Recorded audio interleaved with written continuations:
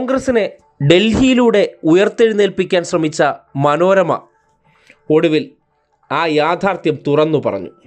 ദേ നോക്കിയേ, മനോരമ ഓൺലൈനിൽ പ്രത്യക്ഷപ്പെട്ട ഒരു കാർഡാണ്.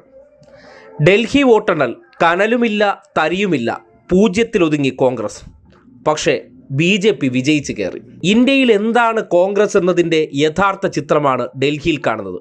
പക്ഷേ വല്യേട്ടൻ മനോഭാവത്തിൽ ചാടിക്കയറി എല്ലായിടത്തും ഞങ്ങൾ ശക്തരാണെന്നവർ കാണിക്കാൻ ശ്രമിക്കുന്നുണ്ട്. അല്ല, BJPയുടെ അല്ലെങ്കിൽ സംഘപരിവാറിൻ്റെ കൊട്ടേഷൻ ഏറ്റെടുത്ത് ഇതര രാഷ്ട്രീയ കക്ഷികളെ ഇല്ലായ്മ ചെയ്യാൻ വേണ്ടി അവർ നടത്തിക്കൊണ്ടിരിക്കുന്ന ഗൂഢപദ്ധതി എന്ന് വേണം അതിനെ അനുമാനിക്കാൻ. മനോരമ കിണഞ്ഞു പരിശ്രമിച്ച് ഡൽഹിയിലൂടെ തിരിച്ചു കൊണ്ടുവന്ന് അവർ കേരളത്തിലും അതേ രീതിയിൽ ഒരു ഉണർവിന് വേണ്ടി പരിശ്രമിച്ചതാണ്.